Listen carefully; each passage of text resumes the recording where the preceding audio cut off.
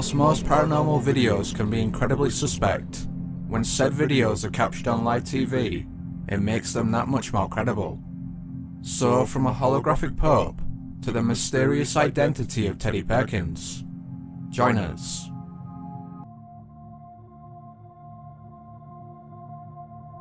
Whilst in the middle of a news piece, these Honduran presenters were shocked when one of their glasses suddenly moved on its own.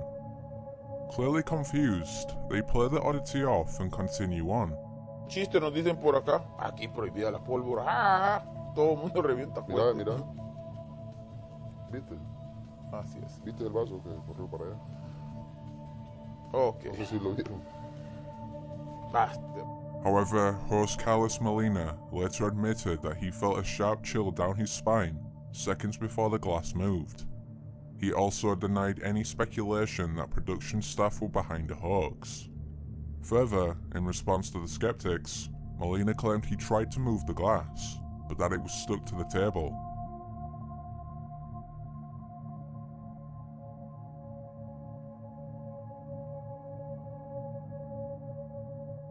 He is convinced that the incident was supernatural, and even confessed that it left him traumatized.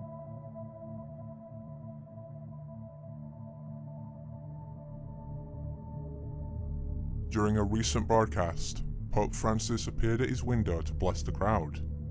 However, bizarrely, as he stepped back inside, he seemed to vanish in thin air. He just disappears. He goes bye-bye. Also juggling taking care of their children. Dude, is it not? He's gone. Oh my.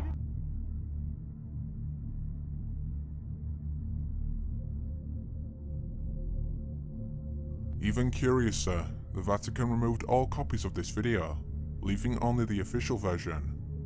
As to why the Vatican would do this, some believe Francis was sick that day, or alternatively, that this is a common safety protocol, perhaps to prevent assassination attempts.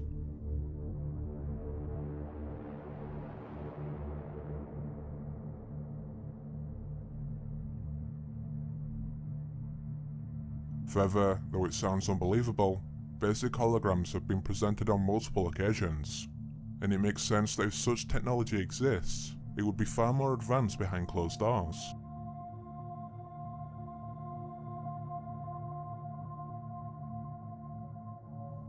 During the news coverage of the 2011 Japanese tsunami, some viewers spotted a mysterious creature in the background. In the video, a black bird mysteriously appears and disappears.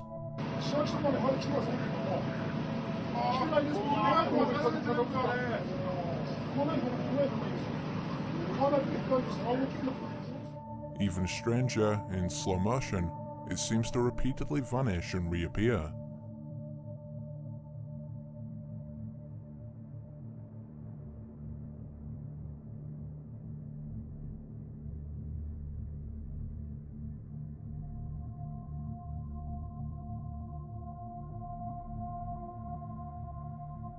Still, skeptics were quick to conclude that the bird was the result of poor video compression, yet some paranormal enthusiasts are certain it was Mothman. First seen in West Virginia, 1966, the creature was routinely spotted for the next year. Finally, on December 14, 1967, it was seen above the Silver Bridge. Eerily, the next day, the bridge suddenly collapsed, and the Mothman vanished. Ever since, it's allegedly been observed before multiple disasters, leading some to conclude it's a premonition of death.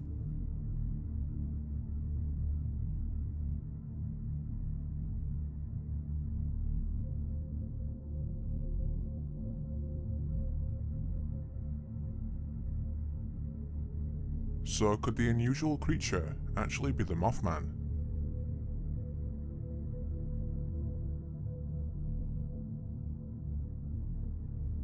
For years, skeptics questioned why no UFO had ever been captured on live TV.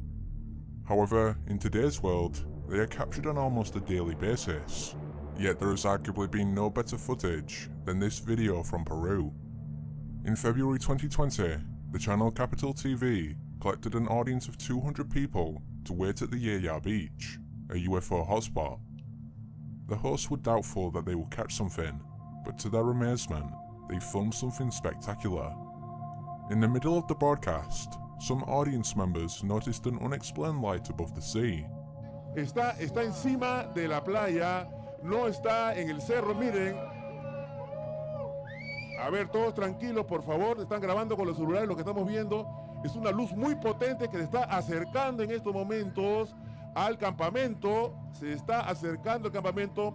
Quiero, por favor, que tengan mucha calma. Se está acercando, está flotando encima de las aguas. Soon the excited crowd were at hand with their laser pens, shining them at the object. And incredibly, it seemed to respond back. Ahí ya otra aparece en estos momentos. Estamos transmitiendo en vivo, en directo. Siendo las 10:47 de la noche. Miren eso. Miren eso. Ahora, vamos a tratar de ser racionales. Mira, no se mueve. Podría ser pescadores que están en la zona y que están lanzando. No, pero son. La luz es muy potente, Antonio. La luz es muy potente. Though some have argued that it could be a boat, those who saw it maintain it was a UFO.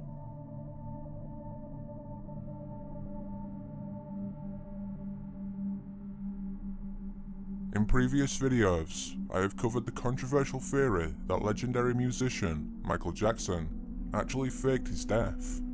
However, one piece of supposed evidence that I neglected to mention was the mysterious identity of Teddy Perkins and his odd appearance at the 2018 Emmys. The Jackson-inspired character first appeared on the acclaimed show Atlanta, where he was played by Donald Glover. Yet mysteriously, the Perkins at the Emmys wasn't played by Glover, nor by his brother Stephen, or co-star Lakeith Stanfield. Additionally, Atlanta director Hiromu Rai refused to reveal who it was. This led to theories that Perkins was really Jackson in disguise, and that he used the show to tell his story. In particular, believers point to this short clip, in which he cryptically says that someone did kill him, but that he's still alive. I'm glad you're alive. Harry, I thought it was a documentary. You can kill me, but I did not die. I'm still alive. Oh my God! You're my favorite. Could this have been a message? Though some Jackson fans say yes, others aren't so sure. What do you think?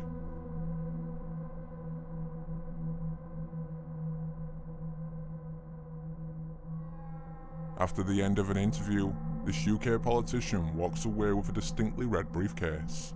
However, once he passes this parked car, the case now becomes green. Weirder still, you can see the colour is still red just before he comes back into frame.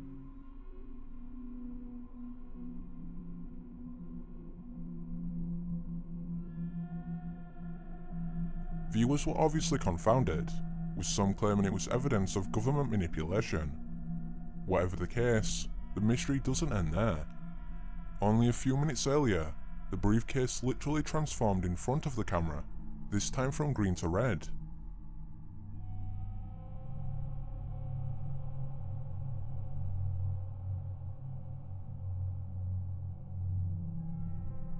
Is it possible that this is video evidence of a glitch in the Matrix?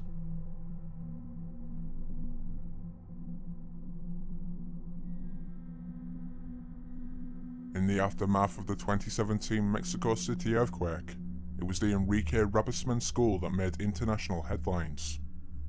In a story that gripped the nation, rescuers made massive efforts to free Frida Sofia, a little girl they'd found trapped in the debris.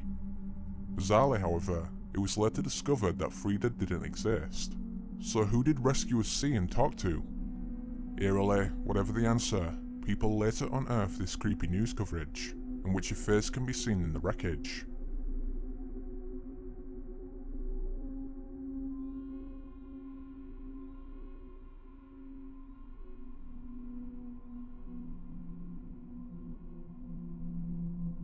Just who was this child? A spirit who died years prior to the earthquake, or something far worse?